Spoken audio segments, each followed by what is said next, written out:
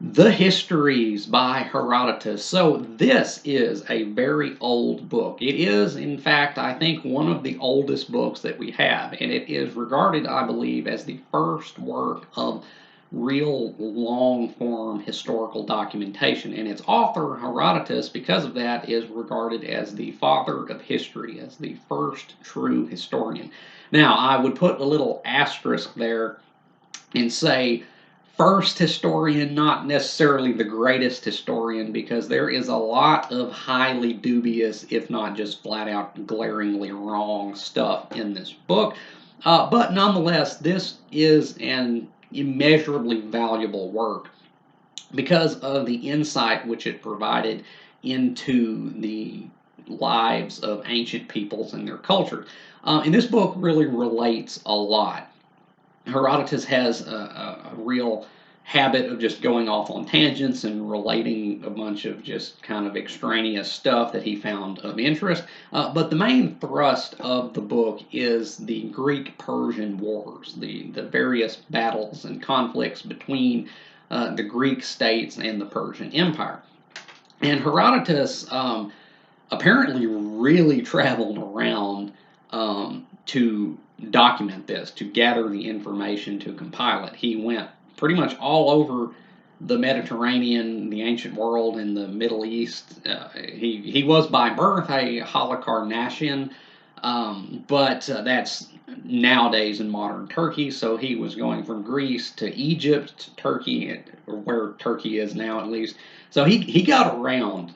He really did. He put in some real legwork to gather the information to write the histories. And I do want to say this: even though the histories is, as its title would indicate, regarded as a work of history, it should not be ignored that it is also a work of literature. And I say that pretty confidently because there is some stuff in here that I'm just 99% sure was inserted for thematic effect.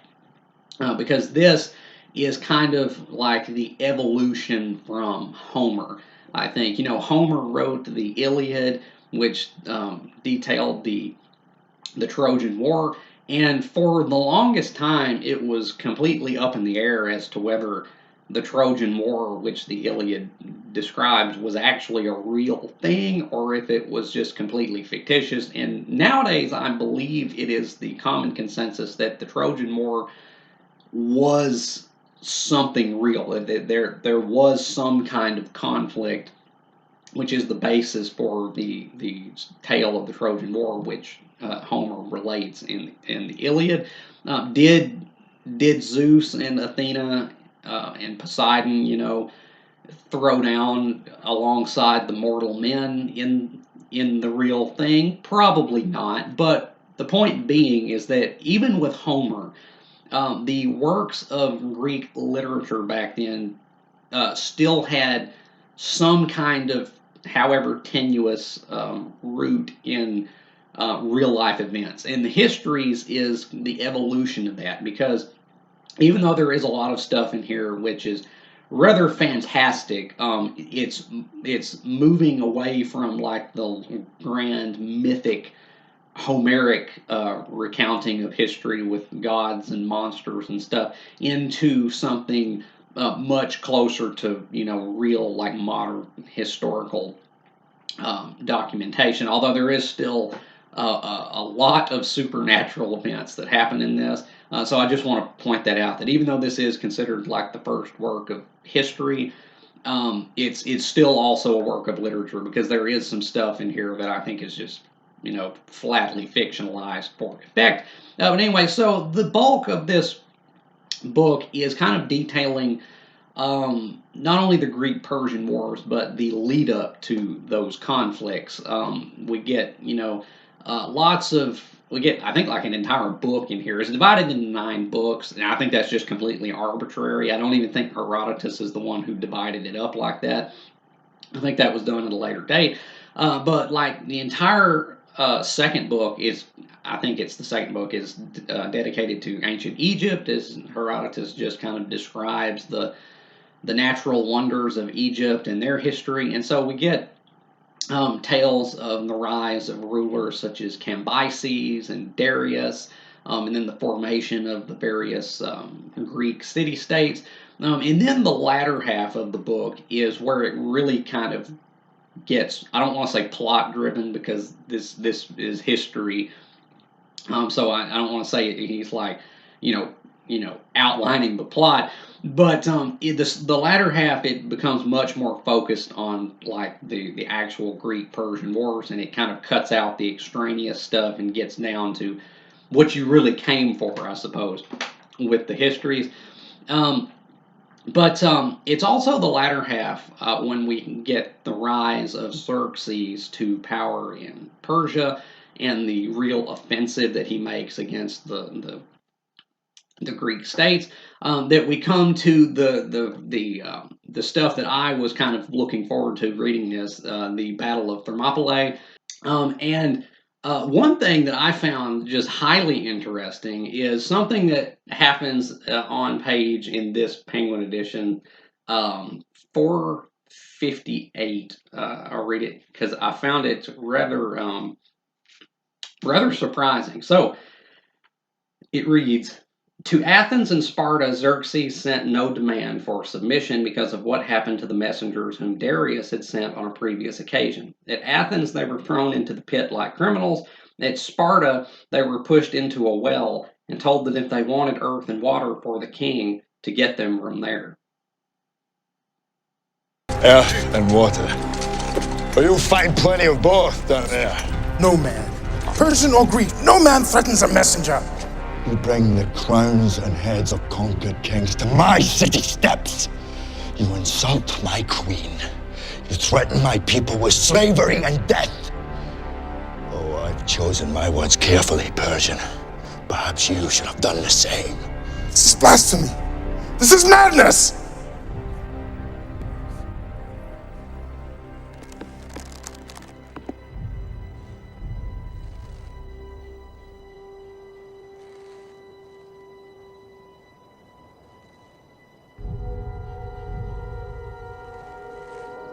Madness. This is Sparta! That's right. 300 was perhaps a bit more accurate than I thought it was. Apparently, they really did kick some dudes down into a giant well. But another thing that also kind of leapt out at me regarding the last stand of Leonidas and the 300 Spartans, happens over here on page 588 after the Battle of Thermopylae, and they're kind of cleaning up all the bodies and stuff. It says this. Long after these events, many people in Plataea found coffers full of gold, silver, and other valuables. Another interesting thing also came to light. When the flesh had fallen away from the bodies of the Persian dead and the Plataeans were collecting the skeletons, a skull was found with no joint in it, the bone being seamless and continuous. A jaw, too, was picked up, which had all the teeth, front and back, joined together in a continuous line of bone. Also, the skeleton of a man of 7.5 feet high. Yeah, you remember if you've seen 300, there's that scene where Leonidas fights that giant ass ogre looking dude, which I thought was just, completely fictitious, but maybe it wasn't. Maybe 300 is actually a bit more historically accurate than I had always taken it to be, because maybe there really was a dude at the Battle of Thermopylae who was some kind of giant ogre-like man. But anyway, a note though, coming off of that point about the iconic film 300. 300, the film is based on a comic by Frank Miller, which is in turn based, however tenuously, on this. But one thing that I will say is that when I watched 300, the film, I always thought that it was just like Frank Miller through the comic, which it was based upon, asserting his own kind of gung-ho, live free or die outlook through the story of the 300 Spartans. And I'm not saying that it's not; it probably is. But one thing that's really impressed me reading the histories is that is not groundless. Actually, that is the way that Herodotus portrays the Greek-Persian wars. It is free men um, fighting against a tyrant, a dictator, basically. Now, granted, free men facing, a tyrant is that's you can pick some holes in that because you would be hard pressed to argue that any of these people are really free as we commonly now conceive of freedom. Because there's still, there's still a lot of stuff in here that is kind of like, yeah, I don't think you're quite as free as you might have thought you were. But anyway, that is how Herodotus portrays this. It's east versus west, and the west being the more kind of individualistic freedom fighters who are fighting for the defense of their land and their customs against a monolithic empire of slavery, in which the people are kind of just cowed by the whip of a dictator. And this is also what I meant when I said that this is a work of literature in addition to being a work of history, because Herodotus throws a lot of stuff in here that I think is just entirely for effect. One thing that really struck me when reading the histories is that there's a lot of dialogue in it. Usually reading a history book, it's kind of dry. It's like there was this battle and so many people died, and then they regrouped here, and then they did a sneak attack here, and X amount of people died. That's kind of what you expect when you read a history book. But not so with this. You get actual character, like Xerxes is an actual character in this who gives grand speeches and monologues. Again, this is an evolution of the Homeric tradition. And again, all these speeches and monologues that the various characters in this book give are, I'm nearly certain, just added in by Herodotus to bolster the effect. But Xerxes is a character as much as he was a real historical personage in this book. He is a character, and he's kind of just kind of dumbfounded at why the Greeks, in particular, like the Spartans, will fight to the death when seemingly they have no hope of winning. And another of the characters in here is they fight because of their law, not because of fear of the whip, and that's why Herodotus is kind of saying, implying that the Greeks were ultimately victorious, is because they fought for more than just fear. They weren't fighting out of fear of repercussions from their own leaders. They were fighting for what they believed in, and that's why, again, kind of in 300, another line in 300, which is lifted directly out of here, where in the movie Leonidas says, "You have many slaves but few warriors." That's almost like a direct lift from here, where somebody remarks, or the narration remarks, that there are many men in the Persian army, but not many soldiers. And so there's that, but then again, there's also just loads of supernatural stuff in this that happens, and it really reminded me reading this of kind of like reading the Bible, in the sense that the Bible is also a work of history of a sort. There's a lot of supernatural stuff in this that happens, and there's a lot of genealogies in this as well, just kind of like in the Bible. It felt very biblical reading it, and this actually predates the Bible, I think. But there's a lot of omens and portents and inexplicable storms that come up and destroy various Persian ships, and the Greeks are like, the gods are on our side. And there's so much of this stuff, I was like, no, that didn't happen. I wasn't even there, but I know that didn't happen. There's one part where Herodotus relates that before some kind of decisive battle, a mare gave birth to a hare. That is, a horse gave birth to a rabbit somehow, and they're like, "Oh my goodness, this is a sign." And I'm like, "That didn't happen. No, that absolutely did not happen." And then Basically, there are so many oracles and prophecies in this. Before like every major campaign, every major action that any leader takes, they consult the oracle. And of course, in Herodotus's book, these oracles are like always 100% right. It's like everything that happens is predicted by the gods and through the oracle, and it's given in like poetry, a little poetic format of these vague prophecies, which Herodotus is like, it was foretold. And I'm like, no, it wasn't. Like, none of that actually happened. I mean, that kind of brings me to, like, how much of this can you trust? Like, again, this is the first work of real, like, long form history, but the real make or break, I think, for any historical work is how reliable is it? And to speak on that, I'll say I, first of all, am not a historian. I'm not overly familiar with ancient Greek or Persian history. But to say how much of this I think you can trust, I'll put it like this.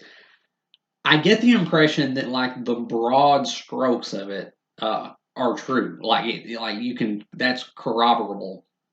I think there really was a king named Xerxes, and he really did invade Greece, and lots of people died. There really was a Spartan king named Leonidas who died at Thermopylae. There's all this stuff is verifiable, and I think everything more or less kind of happens along these lines, but it's the in between stuff, the more minute nitty gritty stuff, which is I think just entirely fictitious. Again, all those prophecies, all the oracle stuff where like every thing that happens is foretold by the gods, and then like the storms that just come up out of nowhere and destroy all the Persian ships, and then like the horses giving birth to rabbits. Like, no, none of that stuff happened. I'm here to tell you, I wasn't there, but I'm here to tell you none of that stuff happened. So it's still, once again, just to reiterate, this is certainly a work of history, but it's also a work of literature because Herodotus embellishes a lot of this to make it more entertaining, because I believe this was Herodotus's meal ticket. Like, again, but at the time when this was written, stories were handed down predominantly still, I think, through the oral tradition, and Herodotus participated in this, I think, because he would go from town to town and recount, swaths of this work for money. He was a storyteller. That was his job. That's how he made his dough, was by telling stories. And so, you cannot understate the value of a good tale, a good yarn. And Herodotus knew that. And so, even though this does, like, again, the broad strokes of this, it does correspond, I think, to what really happened. The in between nitty gritty stuff is probably just highly exaggerated, or not, if not just flat out fictitious. But yeah, so that is basically the histories. So what did I think of it? I gotta say I like the histories. But maybe not. I wasn't just in love with it, but I do have to say I did enjoy it overall. What I liked about it, it really is fascinating to get a glimpse into the lives of these ancient peoples and see how they thought. And also, it's just reading this, I was like, it is a sheer freaking miracle that we made it as far as we did. That like humanity got to where it is today, because these people back in these days were like dumb as hell in a lot of ways. I mean, you can't blame them for that. I mean, they were just trying to figure out their world, but there was so much stuff in this book. I was like, that's just insanely stupid. But anyway, but it really is fascinating. And the characters, because again, these people, a lot of the names in this book are not just historical personages; they are literarily bolstered characters in this work, and it's really, really interesting. It's not a bad work of literature. Xerxes is kind of a fascinating, interesting character in his own right, as well as some of the other like Greek characters. It's entertaining. It really is, for the most part. But to say what I didn't like about the histories, for one, the writing is it's very workmanlike. This was, I believe, originally written in prose. This Penguin edition translation is written in prose, but I think the original work was written in prose. And that's another evolution from the Homeric tradition, I believe, because that was, the Iliad and the Odyssey are written in poetry. This was written in prose, I believe, and Herodotus was not really trying to make any of this sound particularly beautiful. It's very, very simple, just rat-a-tat-tat. This happened. No real flair to the writing, no real, not particularly beautiful. But yeah, so the writing, it's fine. It's just really workmanlike. But then another thing I didn't like is that a lot of this book, even though it is fascinating, it is at times quite dry, especially when Herodotus is just enumerating the number of men and ships and chariots that the various armies had. It gets a little dry at those points. And then also, I didn't really get the ending so much. Like, I don't even know if this was supposed to have an ending. I mean, it's a work of history. Theoretically, it could still be going now. I mean, you could still be compiling it in theory up to the present. But the way it ends was just kind of odd, and I didn't know if like Herodotus was like, this is how I wanted to cut it off, or if he just died before he could, write anything more. I don't know, but the ending wasn't really that satisfactory to me. And then again, there is the issue of reliability. But overall, I really did enjoy my time with the histories. And so to rate it, I think I'm going to give the Histories by Herodotus a B minus. That's what I'm feeling. It's a very, very important work, if nothing else. So the Histories by Herodotus. Have you read the Histories? If you have, let me know down in the comments what you thought about it, whether you have agreed or disagreed with anything I've said here today. And if you haven't read the Histories, I could really recommend this. I could. It really is in just immeasurably valuable work because it provides such a window onto a very, very ancient and temporally remote period. But it's that period, the Greek, Greece, from which so much of, if not just all, basically of Western civilization springs. And it's really, really valuable and intriguing to be able to see from where we come and see how miraculous it is that we got to where we are today from there. So yeah, I could recommend this. And as always, if you have enjoyed anything you've seen or heard here today, remember to hit that like button and subscribe. I would really appreciate it. And until next time, peace.